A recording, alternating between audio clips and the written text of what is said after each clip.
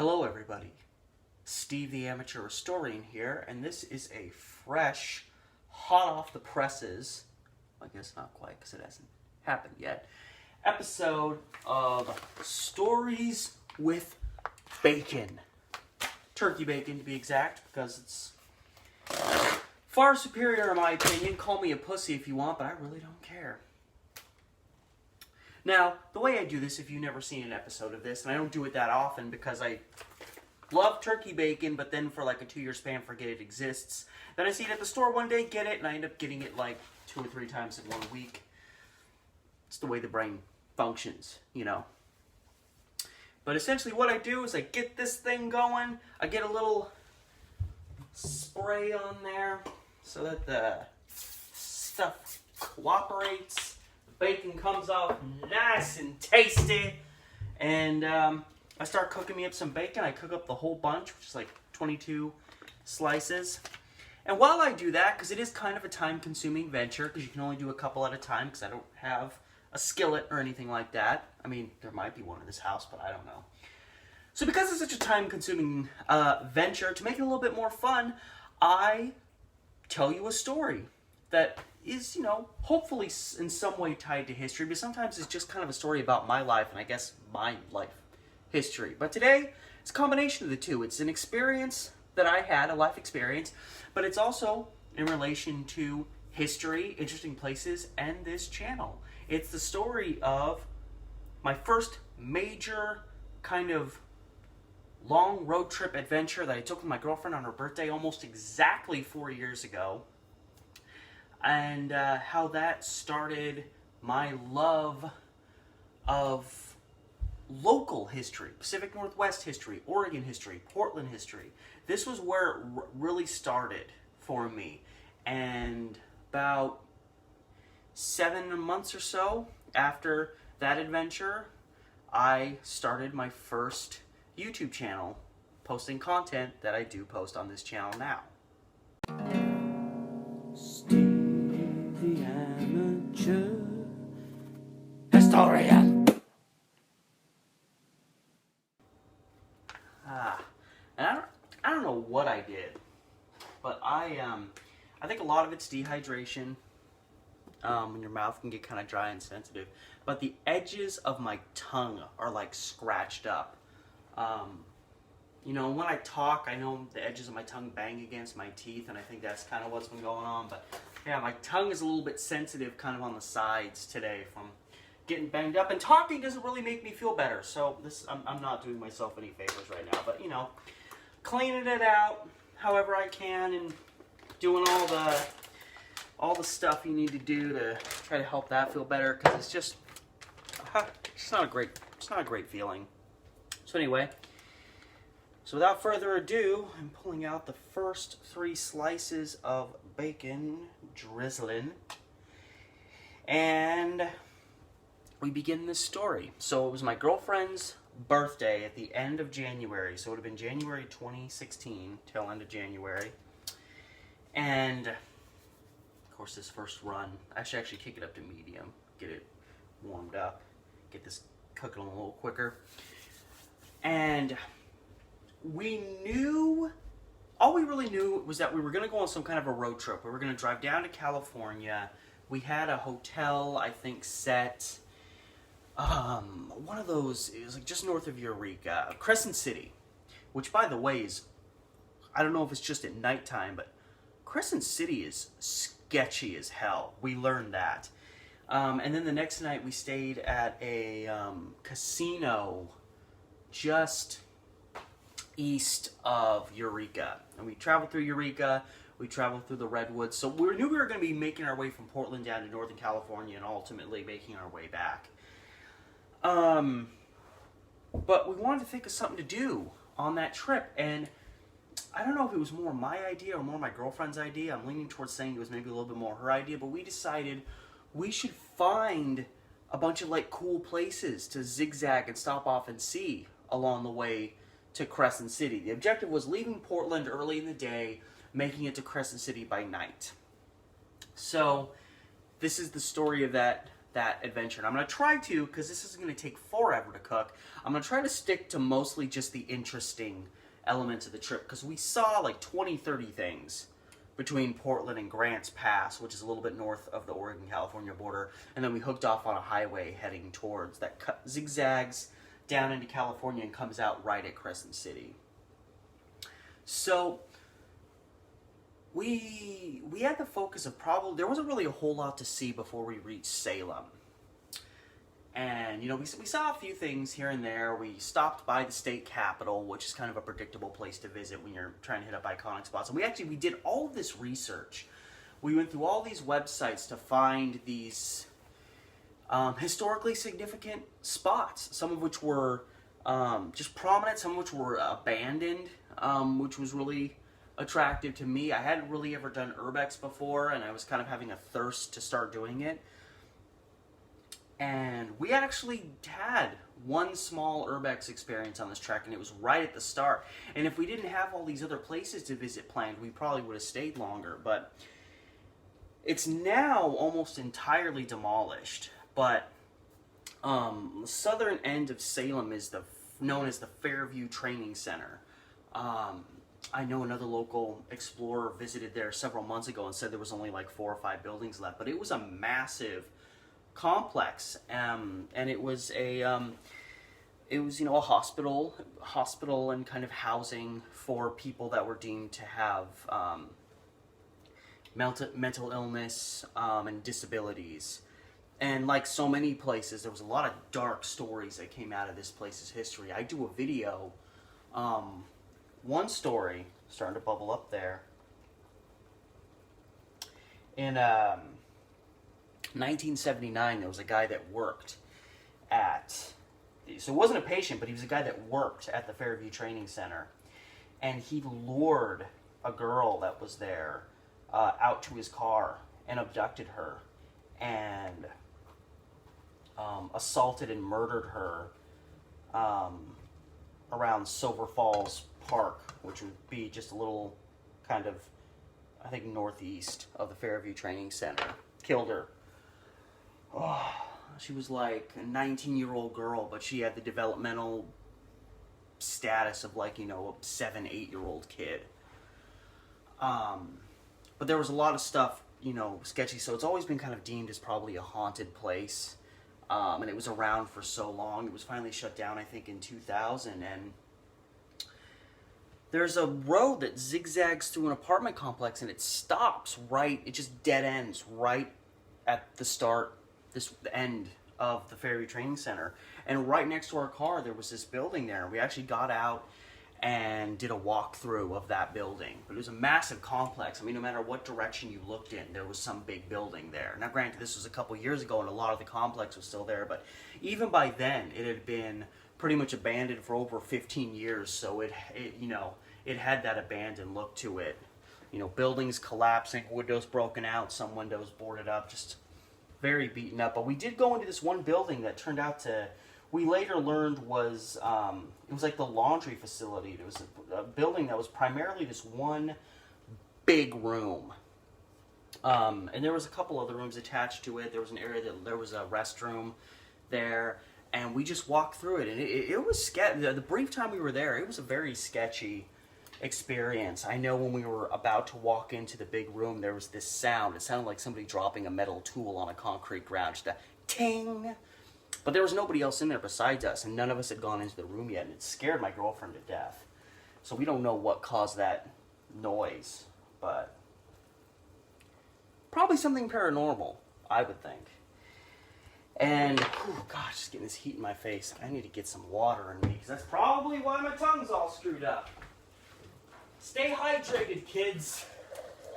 I've been saying that on my channel for the last several years, and I still don't heed my own advice. Because I'm still constantly dehydrated and constantly forgetting to drink water.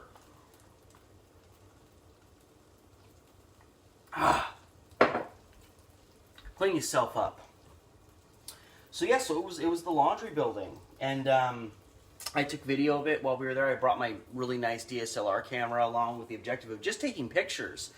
And you know, I had my iPhone with me that I could have shot video with. But again, this is before I was even YouTubing. In my mind, you know, now, after my experience, now it's like I always have, you know, at least my iPhone on me in case something's going to happen when I go out into the world, whether I'm intending to vlog or not.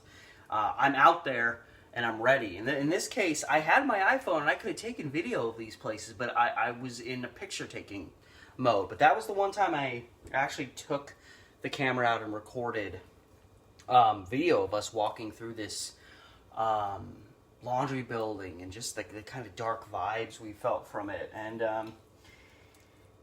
And yeah, so we got done with that. We headed out of Salem again. You know, we wanted to see so much, so we knew we weren't going to be able to stay there too long.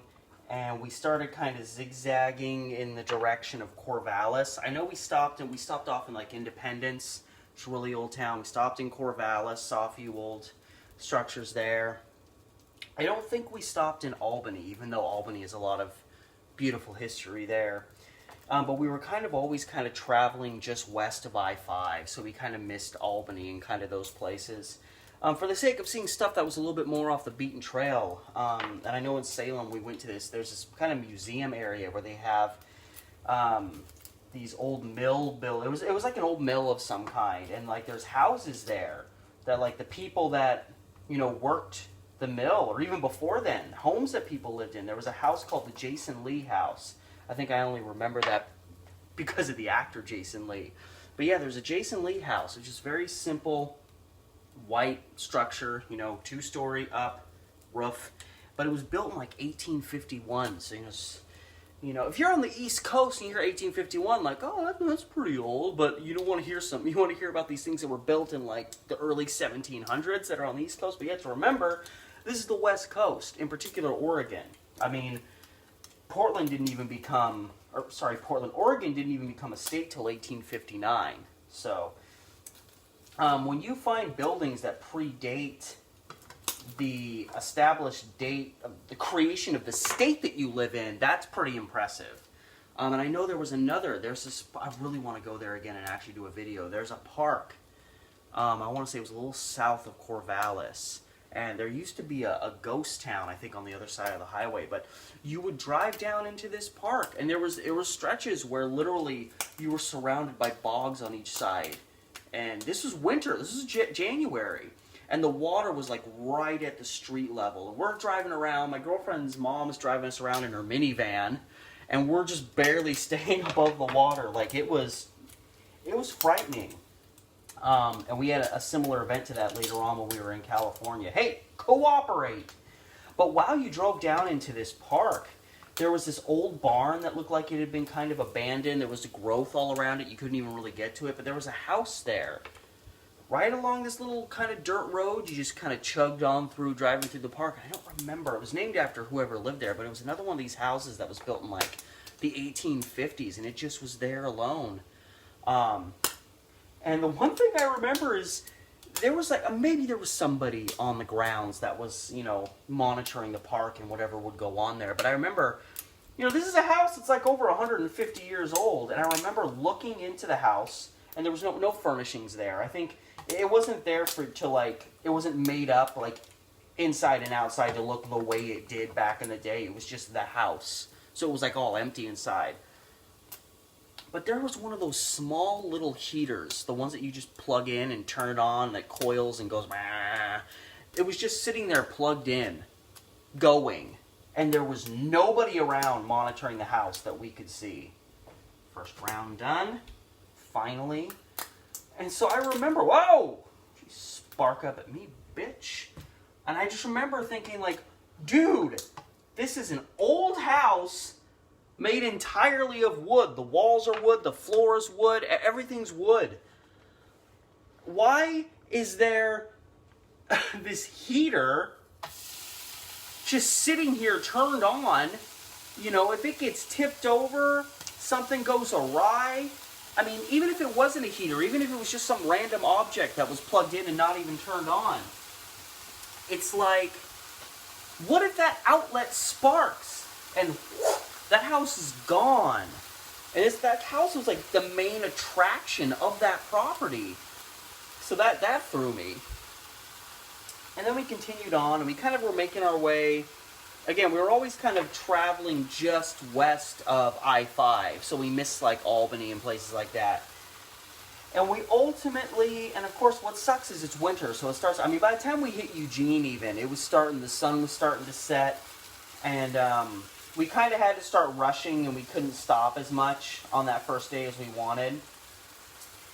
But one thing I remember, we pulled off in Harrisburg, which is a small town, just north of Eugene, almost beeline north of Eugene, a couple miles. Because there was a place, there was like an old house out there, and we drove a little off the beaten path, couldn't find the house. We found one house that was generally in the area that house was supposed to be, and it looked like dyed-in-the-wool redneck lunatics were living in there, so I decided to not point my camera out of the car and take a picture of their house, just in case it was maybe the right place. I don't think it was, so, like, oh my god. Oh, it's just a kid. I looked out the window and I saw just a head go by. I was like, whoa, that literally scared the shit out of me. You got a parent with you, right? You're not just like, that was a young kid. I hope that kid has a parent. I mean, he's 50 blocks away from here by now. Woo, that threw me. Oh yeah. Hi, parent. I'm assuming you seem to be calling out to the kid, like, dude, slow down. I'm an old person. So, but the one thing that I remember about Harrisburg, because, you know, we ended up not even getting a picture of the house that we primarily even turned off in that town to see. And, you know, we've been driving for several hours. We decided we needed to stop and get something to eat, something to drink. And we stopped off at this little convenience store. And when we went inside, the stock they had was insane. They literally had just little baskets hanging off the wall, and each one had just a boatload of different kinds of candy. And, you know, other stuff. But in the candy aisle, that's how... So, like, literally just a basket like this just packed with, like, Snickers or boxes of candy, whatever you want. Like, just massive stock. And I was like, oh, damn, all right. Ask and you shall receive. And so we grabbed some stuff. And, you know, we weren't even out of Harrisburg before we were cracking into what we bought. And we found out relatively quickly why they had so much stock. And that was that this place clearly did not get rid of expired things. I bought a box of Mike and Ike because I was still in a Mike and Ike phase at that point in my life. I was able to eat about 5 of them before I had to throw them away because they were they were like jawbreakers. And I was like, oh, this is ridiculous. I'm going to bust my teeth out. My girlfriend's mom bought a bottle of water, the most pure thing in the world, and she took one drink and almost threw up.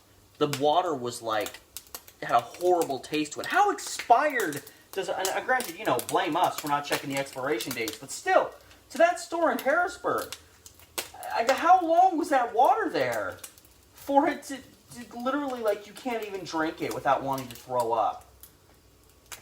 Yeah, it just...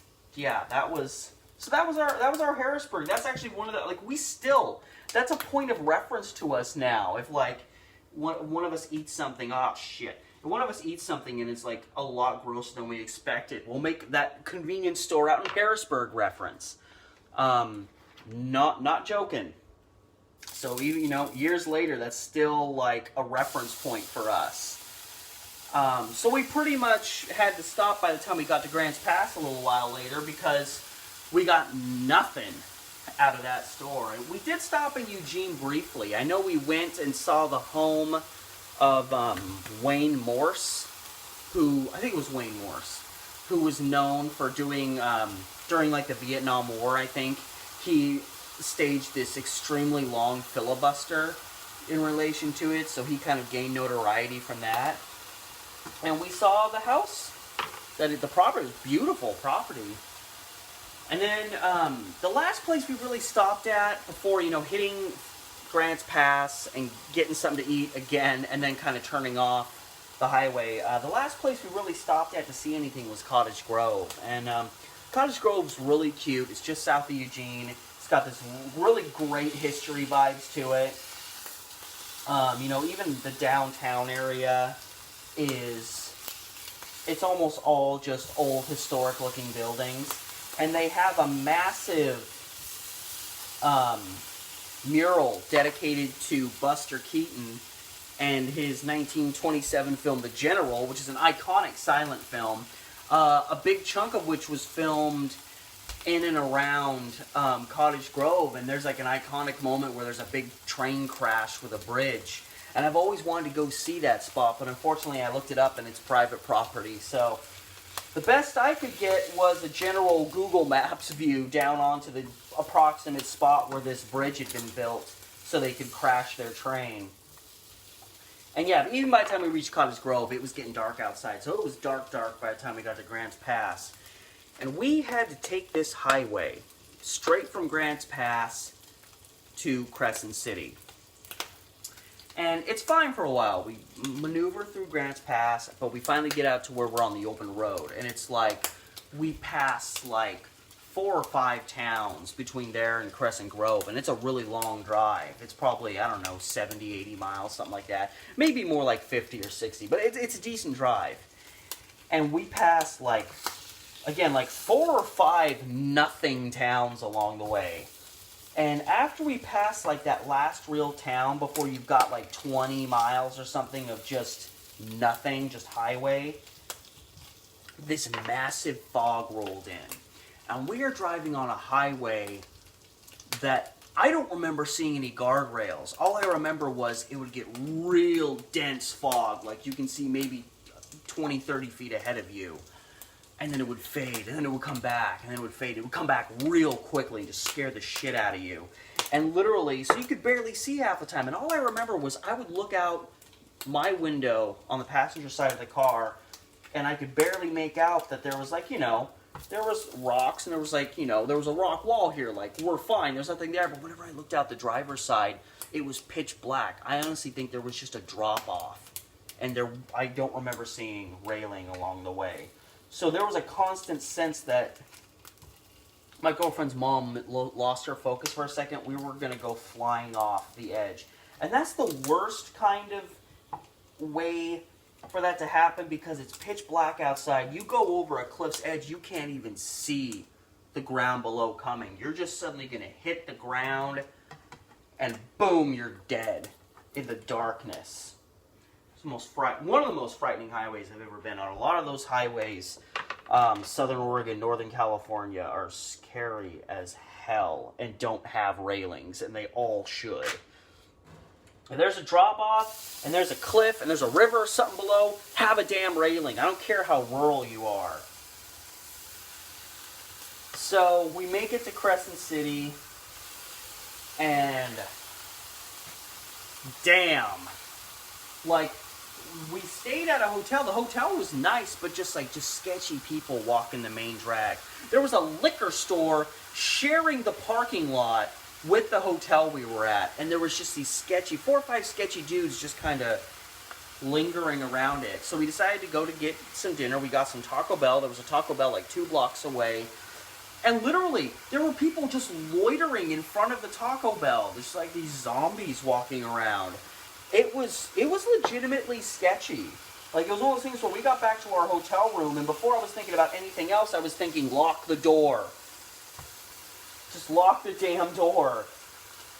And the next morning, we ate at this, kind of on the southern edge of town, we ate at this nice little restaurant. It seemed like we were in a different town, even though we were literally like a couple blocks down the road. But that area in Crescent Valley, California, we stayed in was weird.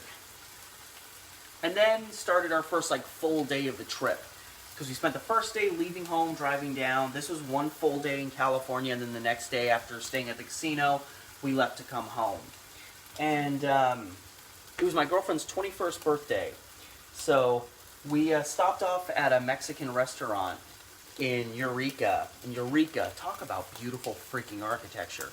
A lot of homeless people, but beautiful architecture. It's kind of like Old Town Portland. Beautiful architecture, a lot of homeless people. But I remember my girlfriend was having so much anxiety. She was really worried about ordering, when she went to order her drink, not she didn't want to look dumb, like she didn't know what she was ordering. And I remember her and her mom got in this argument because she's like, what should I get her? Her mom's like, I don't know. And she's like, Mom, you need to help me. And I'm just sitting there like, come on, it's supposed to be a vacation. But it actually ended up being fine because we went to this Mexican restaurant and pretty much the only alcohol they had was beer and margaritas. And let me tell you something, my girlfriend loves margaritas. So her first legal drink was a margarita at this Mexican restaurant in Eureka. And I remember, because, you know, here, everything leading up to this was so stressful. And I had an alcoholic beverage, but it wasn't as powerful as her margarita. She had that one margarita, and for the next couple hours, she was gone. I remember, right after we ate, we had to stop at a gas station. And we realized when we pulled up, like, we're in California, we got to pump our own gas, and I'd never done it before. Her mom hadn't done it in a long time, and my girlfriend's drunk in the van, so she's not going to help us out. And I mean, you know, it's one of those things where you just got to be smarter than the system. Like, you know, look at things and you'll figure it out. And we eventually figured it out. But me and my girlfriend's mom are standing out there like, okay, hold on, we got to pump our own gas. Let's get this. Okay, you get this. And here's the okay. And she's just in the van like every couple of seconds, like, hey, what are you guys doing? Margaritas are awesome. Just chaos. But yeah, somehow, the portion of the trip where I was most frightened, because it wasn't hanging out in Crescent City in the sketchy middle of the night, it wasn't wandering a potentially haunted laundry building, it wasn't even riding on that dark, foggy highway. Those were not the moments where I feared the most for my life. So we decided we ultimately wanted to reach the Redwoods and at least see the Redwoods a little bit. So we had to keep maneuvering south from Eureka. And my girlfriend's mom, who has a love of the macabre, she discovered that there was a road called Cannibal Island Road. And it branches off this really small town called Lolita, I think was what it was called. And then there was like Ferndale? There's this town that's near there where it's just all, the main stretch is just these beautiful historic buildings. It's got to be so expensive to live in this area.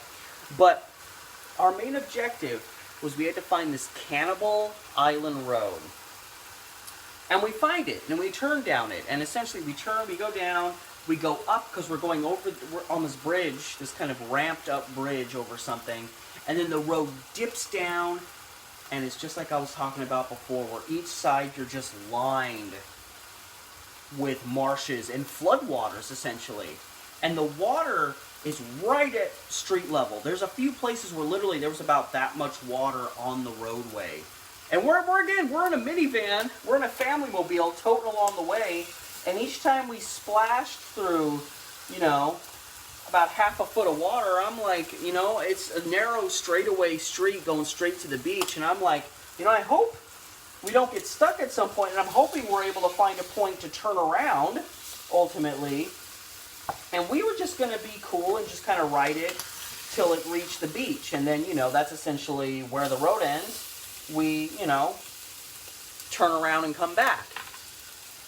Well, you know, aside from the nerves of driving in a vehicle that's not an off-road vehicle, and we're just barely teetering above the water, there's these signs every, you know, 100 feet or whatever that are saying you're in like an emergency tsunami zone. So, like, if a tsunami happens, you're screwed. Like, a tsunami is going to obliterate this area. And we finally are like, yeah, you know, I'm kind of done with Cannibal Island Road, and we're starting to look around for a spot to turn around, and there's this random house that's just kind of right there along this marsh, little elevated because it would have to be, and they have a little gravel driveway, and right as we're slowing down to kind of pull in there to use it as a turnaround, we see that there's one guy, redneck as all hell, and he's sitting on his porch. And he's fiddling around with a shotgun. Like he's messing around with it. And he looks like he doesn't really quite know what it is. He's just kind of, what is this thing I found? And we almost pulled into this guy's driveway to turn around, and I'm like, fuck no, go find, no, go, do not even acknowledge this man's presence. And I don't remember who said it, but I swear one of us said as we drove by, because we kept going down the street till we could find another turnaround, I swear someone said that he, like, aimed the rifle at us, like, mockingly. Like, as we drove by, he was, like, tracking with us. So we found a spot next to a barn. It was all muddy, a bunch of cows sleeping there. We turned around. I admit, when we drove past that house with that guy with his rifle, I crouched down in my seat because I was not convinced that he wasn't going to take a shot at us. And we made it back up Cannibal Island Road, up Lolita, and then we went through Ferndale. And Ferndale, oh God, so beautiful. And I hope I'm remembering these names properly. And that was pretty much it, because after we did a little drive through Ferndale, we actually didn't have a place to stay yet. We didn't really have a place reserved, so we ultimately ended up calling around, and there was this casino a little east of Eureka that we were able to stay the night. It was a real nice place. We actually, we went down to this bar. I got charged $9 for an alcohol drink that, if this was the cup, it was about 10% of it was probably booze. There was no alcohol in this drink. Best part of it was there was these country girls.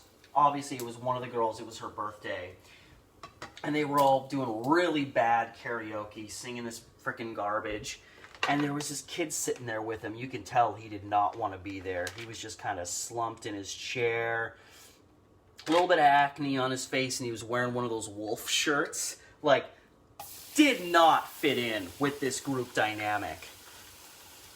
And these girls just keep going up one by one, and they're getting drunk, and they're doing really bad karaoke, and they're annoying the shit out of everybody there who's not part of their group.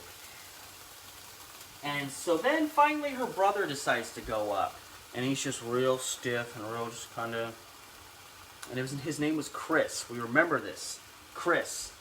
And they're like, here's Chris, and he's going to sing Billy Joel's New York State of Mind. Now, Billy Joel is my most favorite singer, mainstream musician of all time.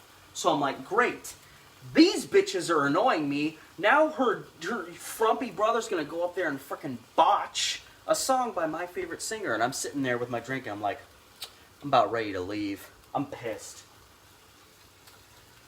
And Chris, wolf-shirted, nervous, hunched-over, acne-faced Chris goes up there and proceeds to freaking own New York State of Mind. He did so damn good. I wanted to go up and sing a Billy Joel song after him, and I'm interested in doing karaoke, but I'm not one of these people that's going to be like inspired into it by the performance of somebody else.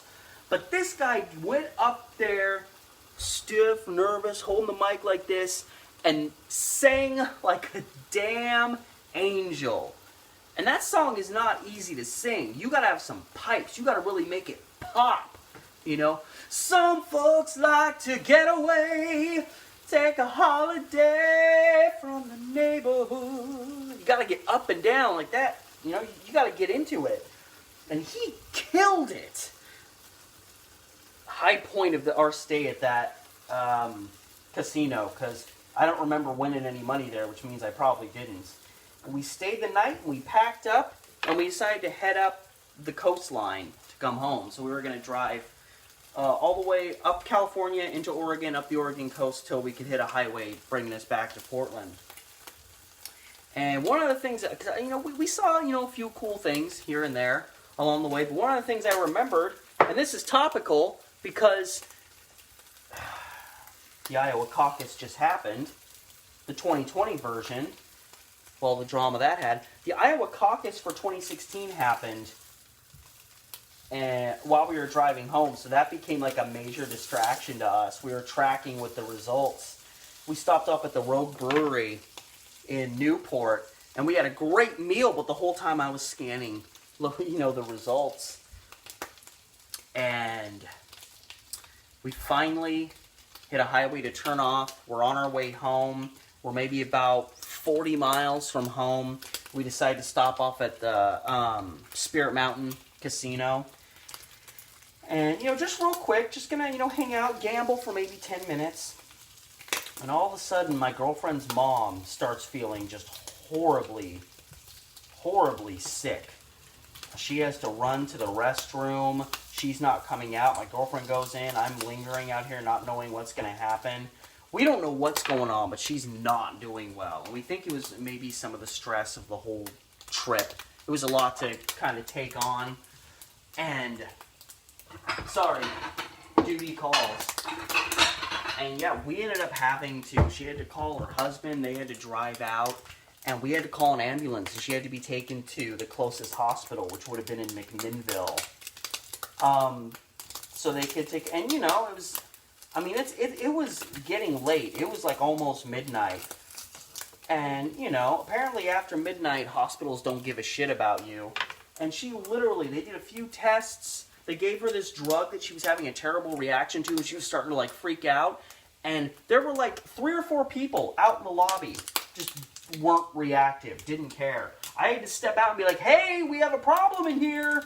You can't hear it? And yeah, it took hours. It was almost 5 o'clock. It was like, I think it was like 5:30 in the morning before we finally got out of there. We were at that hospital for hours. And me and my girlfriend sat in the lobby. You know, like, you know, the little, like, hospital waiting room lobby thing.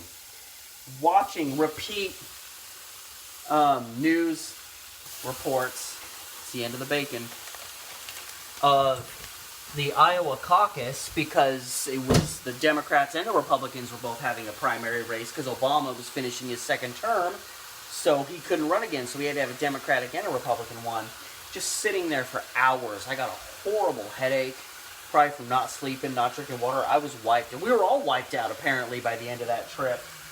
And I was supposed to work the next day, but I didn't go to sleep till pretty much after we got home, so it's like, you know, 6:30, 7 o'clock in the morning by the time we finally get here, and I can crawl into bed, and I'm supposed to work at like 11 a.m. So I called them and was like, we're stranded, my girlfriend's mom's in the hospital, I don't even know when we're getting home, I'm not coming to work tomorrow. When really it was like, I'm not coming to work on like 2 hours sleep after not sleeping for a period of like almost a day. So we had a very electric conclusion to our vacation, but a lot of it was just taking in the sights and seeing a lot of things that I had never seen before.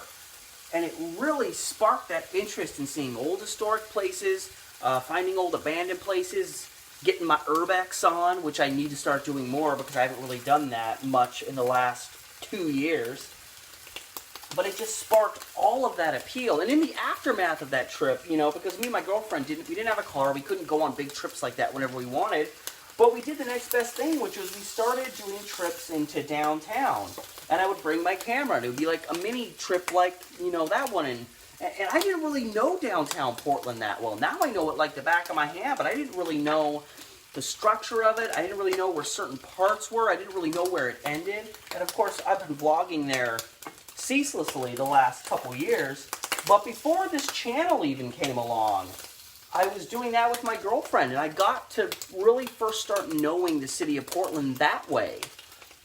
And it was just us wanting that fun of that trip and finding new places to not end, but we had to kind of stick to our area.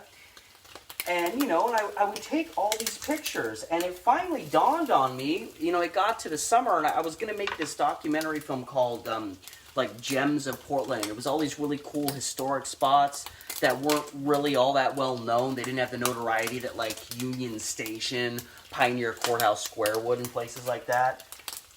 Never quite finished it, but I have used footage I shot for that in, like, other videos on my channel. And, you know, and then I realized, well, what I'm going to address here in this Historic Murders of Portland series is just a fraction of all the cool places that there are to see. And I was like, you know, why am I not videoing this stuff as opposed to just photographing it? Why am I not videoing this? And then, you know, from there stemmed the idea to create a YouTube channel separate from other channels that I'd had, where I would have, you know, my primary focus would be, you know, advancing on the fact that I was already taking a lot of pictures. I was getting to know the city better. I was already, you know, I'd already shot video for this documentary. I was already learning the history of a lot of these places. There was all these pieces that were already lined up and had already fallen into place. And speaking of falling into place, that's the end of the bacon. And by, you know, because again, this is the end of January into February 2016. By the end of September 2016, I finally launched my first channel. I originally called it Explore Oregon because I knew there was going to be a lot of Portland stuff, but I also thought I was going to be urbexing more, and the stuff that I'd gotten on that trip, I was planning on using some of that for videos I did, so there'd be a lot of stuff in relation to the history of Oregon as well. And then my friend Nick started calling me Steve the Amateur Historian because I liked knowing a little bit about the history of these places, woo! As well as the, just seeing how cool places were in general. So, we'd find a place out in the middle of nowhere, and I'd be like, oh, well, this is the Hickory house that, Jonathan Hickory lived in, and, whatever. And so he started calling me Steve the Amateur Historian. So he actually gets credit for, for giving me that name. And then I ultimately decided, well, Explore Oregon's an okay channel, and it functions in terms of the content you're seeing, but people have a lot more success on YouTube when they're going with, their name or their nickname that they're using. So Steve the Amateur Historian fit perfectly because it utilized my real name as well as giving me a nickname to go by that goes with the content I post on this channel.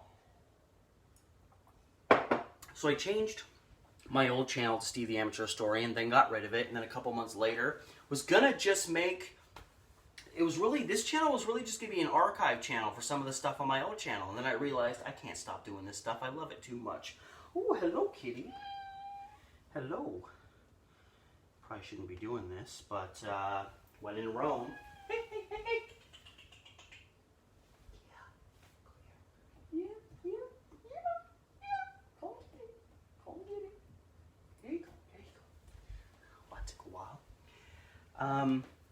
And yeah, I just knew I couldn't stop, and so this channel has blown up into a channel that has over 600 videos on it, and no signs of stopping from here. So thank you so much for watching, taking on my story while I fried up some turkey bacon that I'm now going to devour. And as always, remember to like, shit! Got some of that gross water on me. It really wasn't that hot. I was trying to look like a badass. So remember, as always, like, share, subscribe, or I'll come find you. Hit up my Patreon. And till next time, this has been Steve the Amateur Historian. And I'll see you next time.